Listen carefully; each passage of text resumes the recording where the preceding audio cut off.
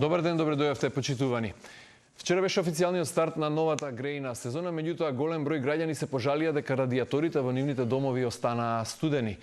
А ЕСМ Топлинска енергија соопшти дека на делови од Скопје има дефекти поради кои нема испорака на топлинска енергија, а исто така во Оптек и информацијата дека се интервенира во делот системот на Номагас, односно системот за пренос на природен газ Турски теки, поради тоа можни се известни прекини во снабдувањето од 15 до 17 октомври, меѓутоа дека сето тоа ќе биде санирано во наредните 2 дена. За се ова и за текот на престојната зима, односно за тоа дали е можно поскапување ново на струјата од 1 јануари, во продолжение со моите денешни гости да си кажеме со Марко Бислимовски, председател на Регулаторната комисија за енергетика и универзитетскиот професор Константин Димитров. Господа, добре дојавте во студиото на Трома. Добро ве најдовме. Добро ве најдовме, поздрав до гледачите. Ке зборуваме за цената на електричната енергија со оглед на тоа што во ноември очекуваат енергетските компании да ги достават нивните пресметки и барања за новата 2026-та. Меѓутоа да почнеме со грејната сезона чиј официјален старт беше вчера. Голем број граѓани се жалат дека на студени радиатори и покрај тоа што од 15 септември е законска обврска операторите да испорачуваат топлинска енергија. Зошто нема парно кај сите домаќинства? Зошто нема парно, најдобро е да ги прашате во ЕСМ дистрибуција за топлинска енергија, бидејќи они го водат системот, но она што е дека грејната сезона започна на 2 октомври, бидејќи беа исполнети условите, имаше температури пониски од дополнително. Зборувам од вчера, од официјалниот законски старт. Тоа Номагас, заедно со соседните преносни систем оператори за природен газ, уште во декември има договорено ремонтни активности во Бугарија и за тоа се известени сите 4 земји, исто така и во Србија, значи тоа е договорено на регионално ниво и обезбеден е природен газ во ние не можеме да влијаеме, пошто е тој договорен ремонт уште пред повеќе од една година. Ајде вака да им објасниме на гледачите. Ме упатувате по одговор на ЕСМ Топлинска енергија во еден од операторите. Да. Може да ми објасните поточно колку оператори за производство на топлинска енергија во моментов имаат лиценца за тоа и испорачуваат топлинска енергија, односно треба да го прават тоа? Во Скопје има 3 компании односно 5 компании кои што се занимаваат со овој бизнес. И некаде 60.000 потрошувачи, домаќинства во најголем дел се снабдуваат со топлинска енергија. 66.000 активни потрошувачи, од кои 65.000 домаќинства и повеќе од 1.000 дело. Значи најголем дел од овие потрошувачи се снабдувани од страна на ЕСМ снабдување со топлинска енергија. Во овој систем топлинската енергија ја произведува ЕСМ производство за топлинска енергија, ја дистрибуира ЕСМ дистрибуција на топлинска енергија и фактурите, снабдувањето го прави ЕСМ снабдување со топлинска енергија. Тоа е најголемиот систем во градот Скопје. Понатака има помал систем во општина Чаир со некаде околу 500 потрошувачи, популарно наречен Скопје Север Енерджи Еколинк. Север. Таа топлана беше порано беше топлификација Скопје Север, отиде во стечај и најголема и потоа од комерцијална банка преку соодветна постапка ја е купено од оваа Енерджи Еколинк. И тоа снабдува околу 500 домаќинства и уште една и неколку институции кои што се во општина Чаир, пред се основни, средни училишта и градинки, и имаме уште еден систем кој што е во општина Гасибаба, во Железара и дел во Автокоманда. Тоа се некаде околу 1900-2000, помеѓу 1900 и 2000 потрошувачи, и тие се снабдувани исто така од ЕСМ, но ЕСМ во овој дел има една подружница која што е во рамките на поранешна Железара, ЕСМ енергетика, ние ја кажуваме популарно и народски. Така и се води. Добро, и имаме значи 3 оператори и имаме и 3 различни цени.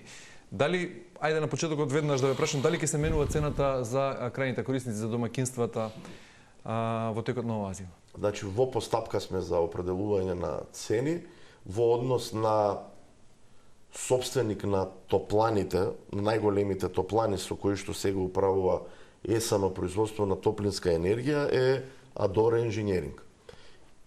И бидејќи таа вредност на основни средства е битна при определувањето на цената, ние бараме од Бирото за процена, тоа што го има пријавено ЕСМ производство на топлина во барањето, уште еднаш да го провериме и кога ќе ги добиеме тие податоци од страна на Бирото за процена, регулаторната комисија за енергетика ќе донесе одлука. Значи има тамо направено веќе една процена на основните средства, но за да бидеме сите сигурни, уште една државна институција ќе направи процена на вредноста на основната. Што велат проценките? Не, таа вредност очекувам да биде иста.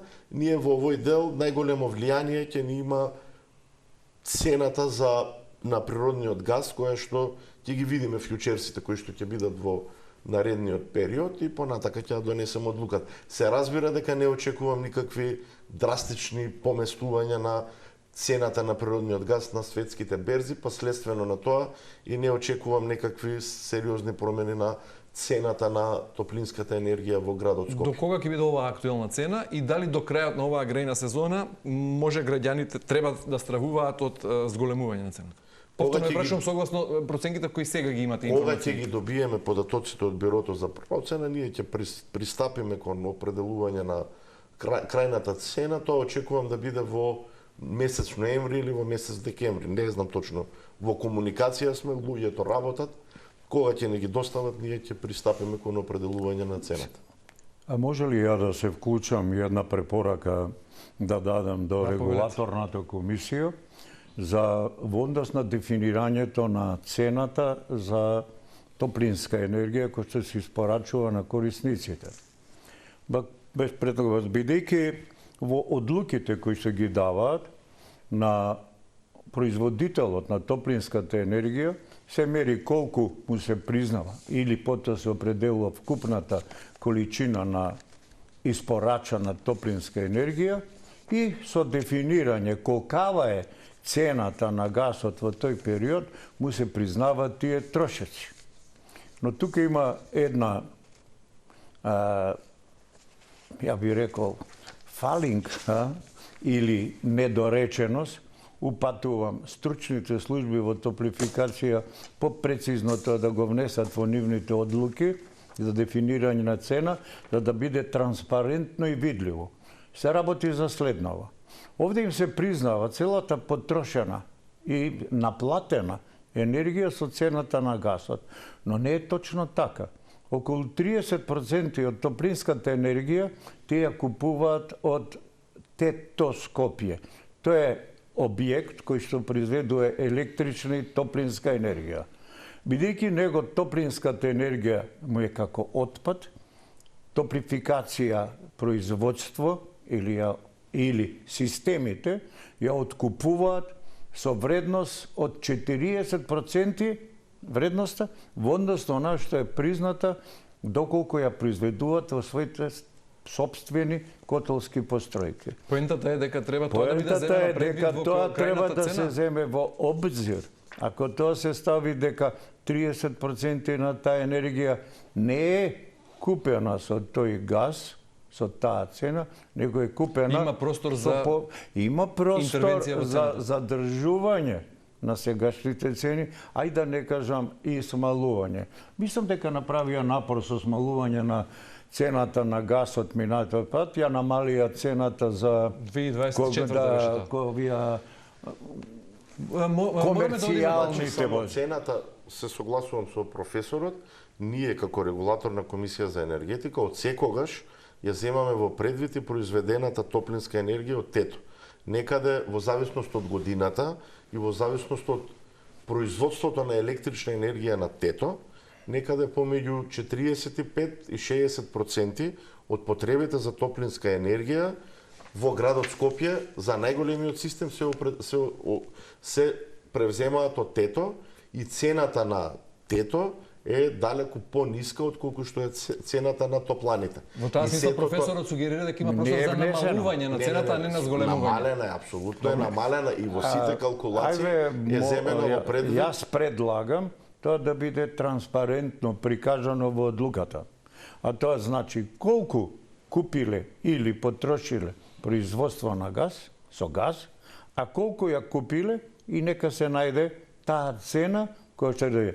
Тврдам овдека е платено вкупната количина испорачана топлинска енергија им е призната како да купиле со газ. Така пише одлуката, носа, можам да ги покажам овдека ги носам да ги види председател. Има простор за дополнително намалување на цената на цената? Па сега ја не викам. Тоа што кажувам, треба да се велам транспарентно еднашка да напишат толку е признато со газ, толку е купено од тето, цената е тогаш формирана.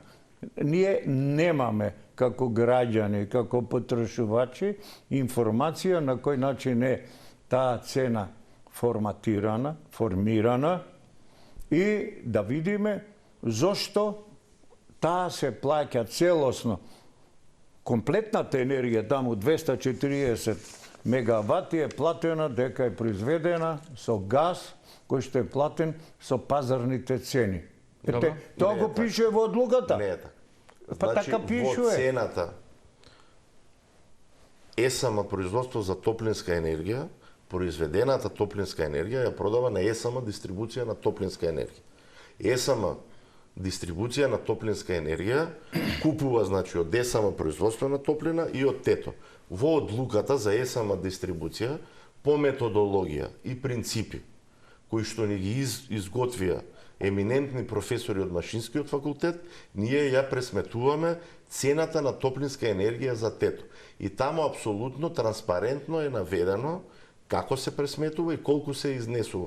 И колку изнесува. Да не навлегуваме во детали да ги збуниме гледачите, а немаме време бидејќи треба да зборуваме за друго. Има ли простор за намалување на цената на топлинската енергија или не? Ако се намалува природниот газ, ќе ја намалиме, немаме никаков проблем. Врз основа на ова што професорот го збори за испорачаната топлинска Тоа енергија. е во одлуката за ЕСМ дистрибуција, ние ја пресметуваме и цената по која што тето испорачува.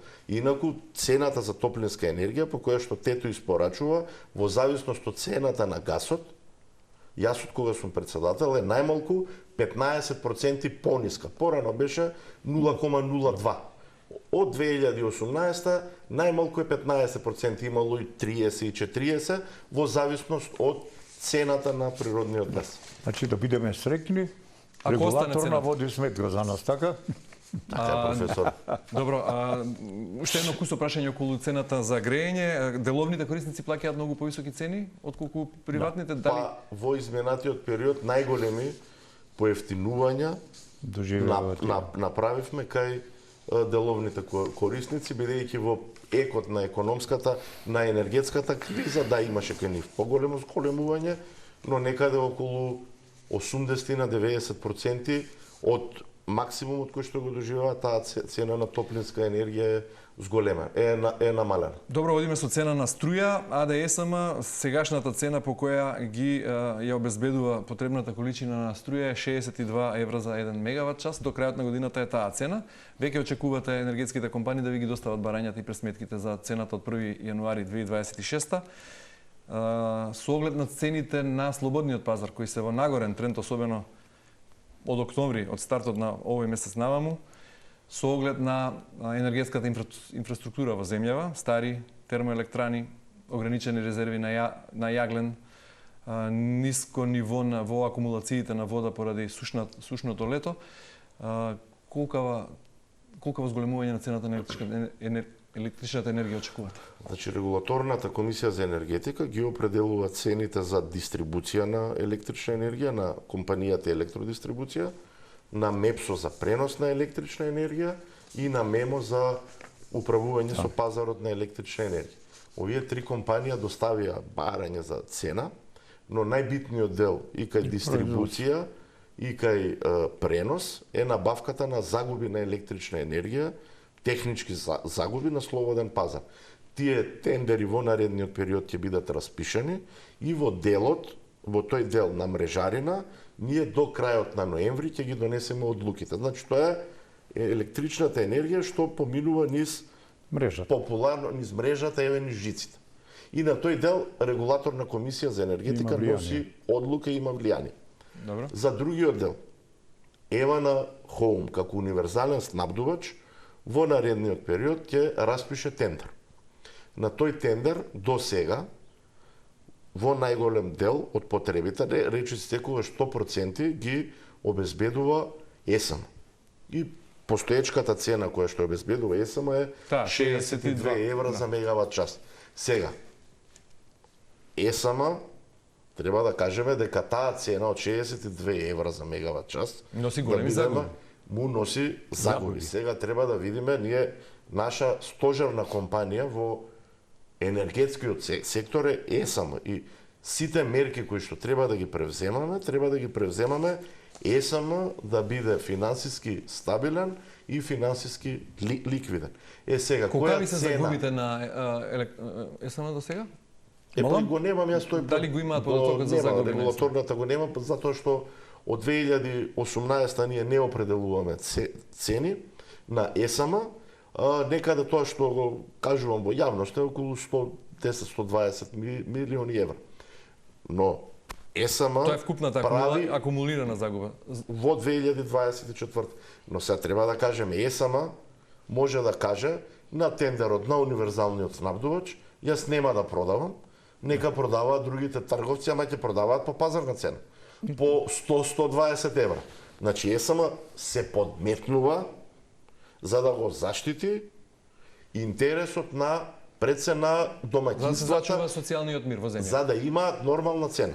Добро, и Прифатлива. По цена од собствена загуба, речиси двојно пониска цена од реалната. Треба тоа да го кажуваме за ЕСМ, дека на вистина прави ЕСМ загуби за да ги обезбеди прифатлива цена за домаќинствата. Значи, колку ќе поскапи струјата ако колку е можното поскапување на струјата од 1 јануари? Па не би сакал да шпекулирам, ќе ги имаме бројките од меѓутоа секако ќе оди нагоре. Тендери не би знаел, можеби ЕСМ ќе продолжи со 62 евра. Можеби мрежарините ќе ги намалиме, ги работиме барањата за електродистрибуција и за МЕПСО, премногу е рано и не би сакал да шпекулирам. Но најбитниот дел е по која цена универзалниот снабдувач ќе купи на тендерот и со колкав процент ќе се јави ЕСМ на тој тендер. Тој може да обезбеди, не мора 100%, може да рече 70%, може 50%. Добро. Законот му дозволува, но со цел да се заштити буџетот на домаќинствата, владата превзема политички мерки, значи од буџетот да делува, а сега не, него го принудува ЕСМ да се задолжува кај банките со кредити и да или директно покрива тие загуби, однапред предвидени загуби, затоа што купува јаглен моментално за да обезбеди производство, кој што кога го земете по која цена 60 евра ја купувате, он ви доаѓа дека цената произведена кај нив во Рекбитола не може да биде пониско од 100 евра по мегават саат. И сега поевтина е цената од хидропроизводството, сега што ги имат оние погони со сончеви колектори, колку се толку си и ветер, ја намалува таа цена која што ја нуди на пазарот, но се уште 62-65 се навистина нереално ниски и му ја јадат субстанцата на овој наш систем на кој што се базира комплетната енергетика на Македонија. Што е решението да не оди ЕСМ во толкави загуби, а при тоа граѓаните да не бидат изложени на пазарните цени на струја? Нема друго, државата дава пари на ЕСМ, ги покрива тие разлики. Или мора да се покачи цената. Трето нема. Цената е инвестиција во домашни производствени капацитети? Но тоа ќе биде, тоа е точно. Инвестициите дома и на сите други инвестиции, ја би рекол во енергетика, енергетика, кога работат со оние стари котли веќе 50 години, да не кажам, години е недозволиво. У последно време едва ги користат 30 мегавати што им се одделема енергетика. Тоа е страшно што се ве. Ова што е со топлификација, од кога зборуваме за когенеративна постројка, покрај тето да се направи наша, сега кој ќе кажам наша, на ЕСМ со наши пари, бидејќи владата уствари ги троши парите од народот. и тие се наши на народот, кој тоа наша влијае на цената. Целото друго производство од приватните производители во Македонија се на тие производители, не се наши на и тие не влијаат на цената, тие само ја покачуваат цената.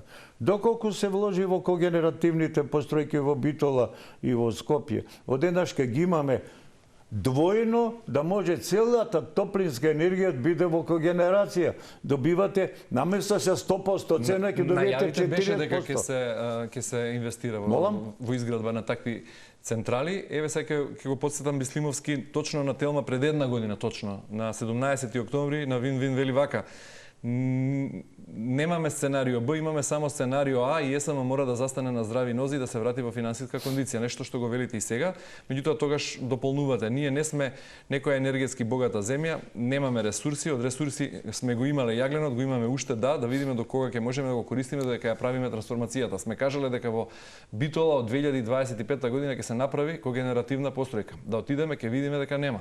Тој процес на изградба на нови когенеративни постројки кои што мора да ги заменат блоковите во Битола, мора да го реализираме и тоа час поскоро. Час поскоро, една година подоцна, дали е нешто реализирано на овој план? Мислам дека се започнати одредени проектни активности во Битола, дека сега ние го имаме јагленот и тој мора да го искористиме дека го имаме. Ние не можеме да кажеме тој јаглен што го имаме, не сме толку богати да затвориме.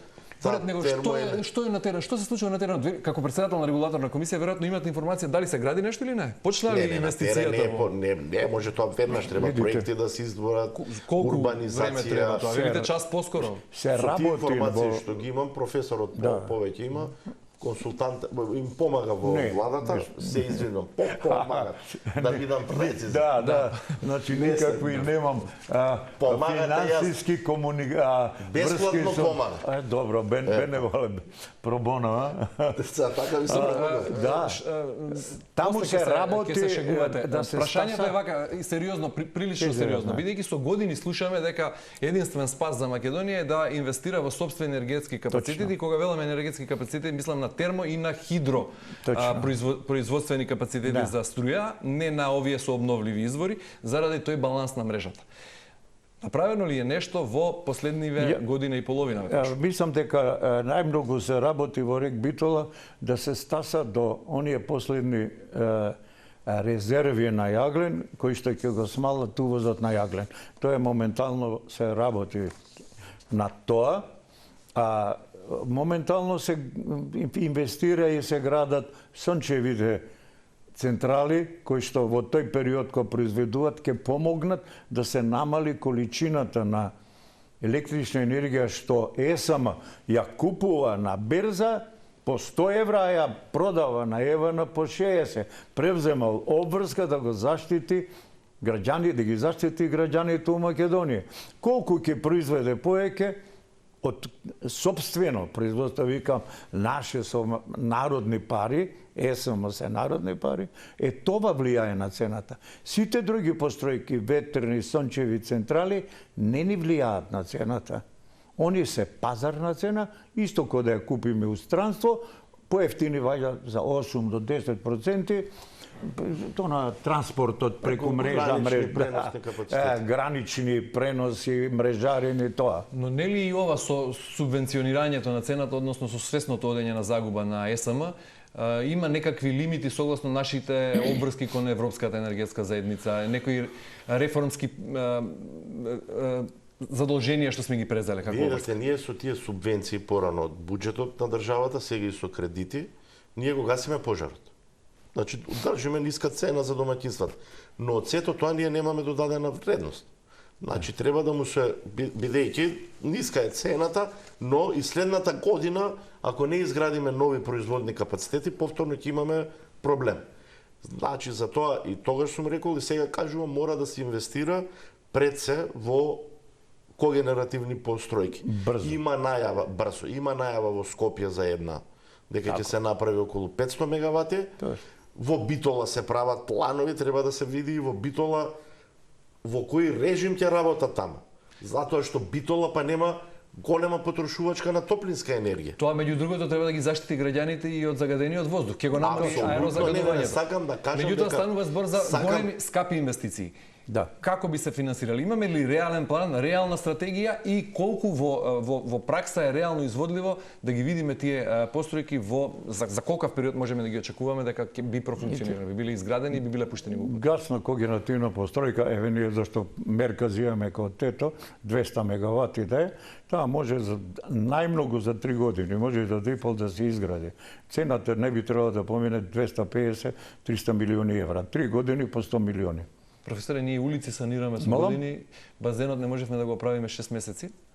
Јас зборувам како е во македонски услови со македонски менталитет не и со вакви институции какви што ритм сме. да заправи, но секојаш може да се нарача да биде странски изведувач за наши пари да го направи. Вике брза. Со рок му дават и готово, така. Така, не, и професорот точно кажува, тие се нарачуваат, тие се машини. Тоа се постројка се носи Со цела, само се постројка и се монтира. носи и се монтира. Не е некој сложен процес на градење. Не. И бидејќи ја советувате владата про боно, што ви велат од таму? Они си решават, види, не е само тоа ние што кажуваме секторот за не, па имаш други проблеми. Проблемите колку може да земе заем за да гради тоа, затоа што имаме некои лимити на позајмување, да не се изгуби некој како го викат,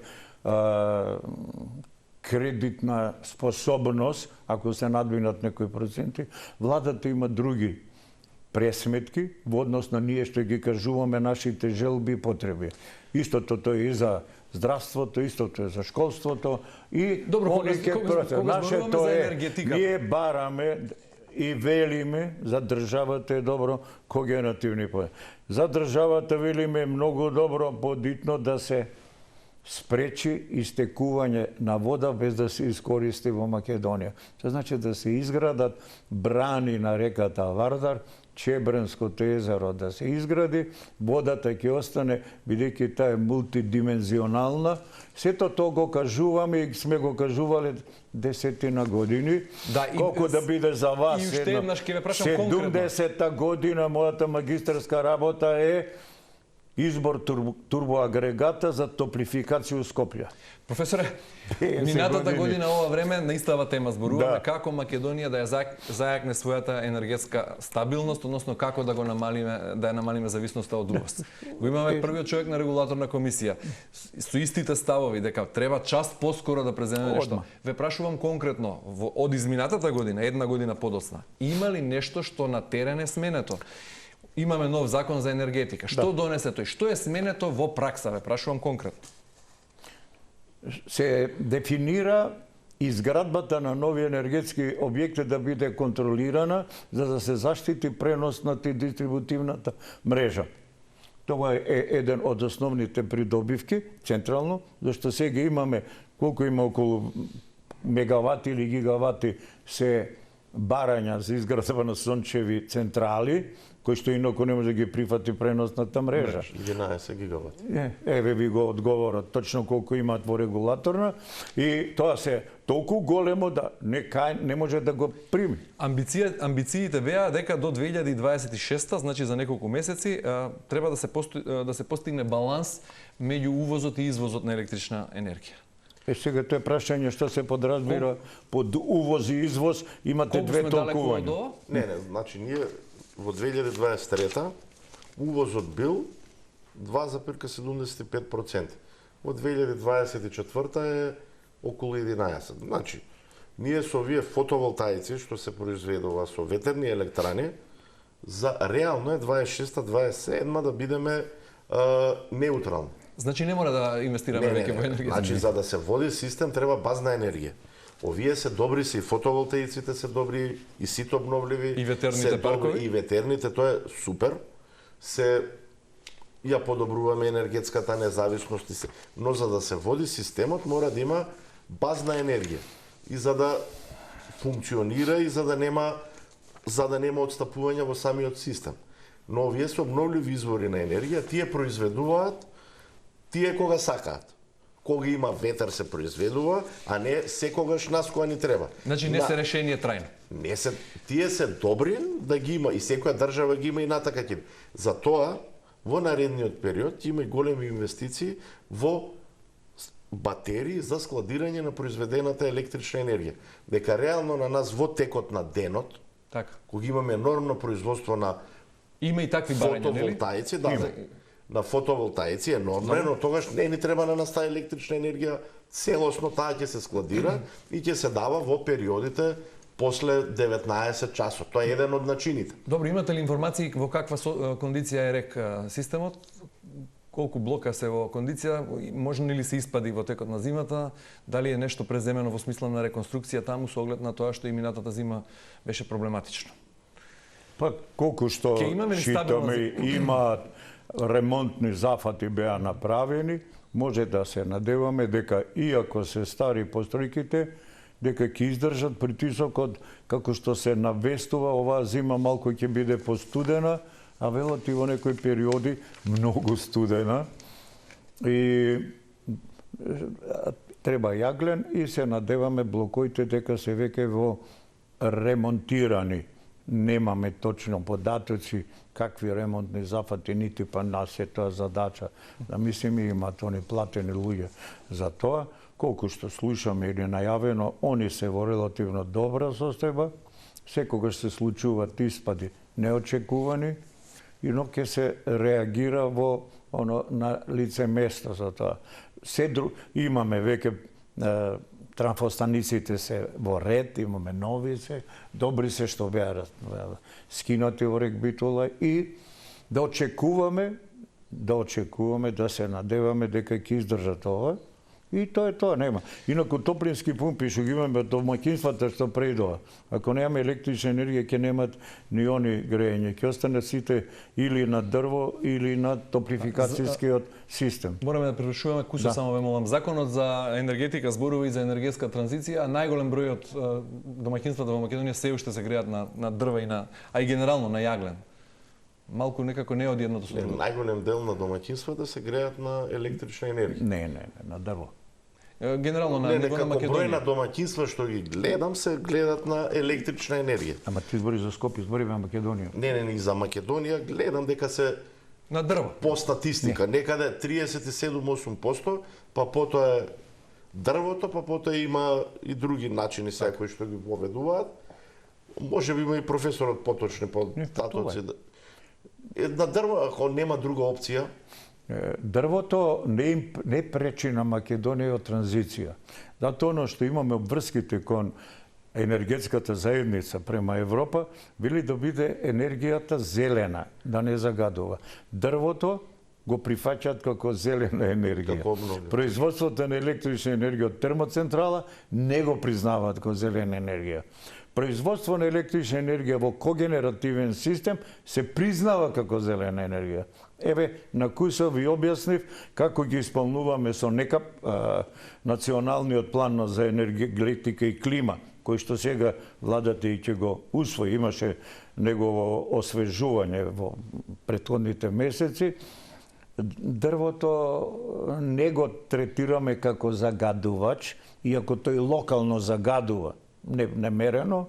Електричната енергија со топлинските пумпи точно дека обезбедува 3 пати пониска цена на топлинската енергија, ама троши електрична енергија, што произведуваме од РЕК Битола и загадуваме и тука не удираат. Мораме да завршуваме со оглед на тоа што Бислимовски ги очекува барањата, пресметките и на Бирото за процени и на енергетските компании и не се знае или неверојатно до крајот на ноември ќе се калкулира со новата цена на струјата од 1 јануари. За мрежарините до крајот на ноември ќе ги знаеме. Во текот на декември ќе одлучите Евана Хоум, со новиот закон и со претходните измени, Евана Хоум ја подготвува крајната цена за домаќинствата и само ја доставува кај нас на проверка. На одобрување. Не, на проверка. Порано беше одобрување до 2022, сега е на проверка. Добро. Но бидејќи го купува тој продукт како струјата на пазар, односно на тендер. И додека чекаме ново. Јас не очекувам дека ќе има никакви ценовни шокови, вака да бидам конкретен. Добро, Кусо, само на крај во една реченица. Најевтин начин да се помине грејната, односно предстојната зима? Се уште веројатно е дрвото. А зашто не се размислува што е комфор? Најголем комфор се обезбедува со топлификацијскиот систем. А након тоа треба да се тежи сите. Комфорот е исто така битен. Професор Димитров, господин Бислимовски, благодарам многу за учеството во денешната издание, да си кажем. Ви благодарам. Благодарам и на вас. Почитувани останете на Телма. Ви благодарам за вниманието и довидување утре во истото време.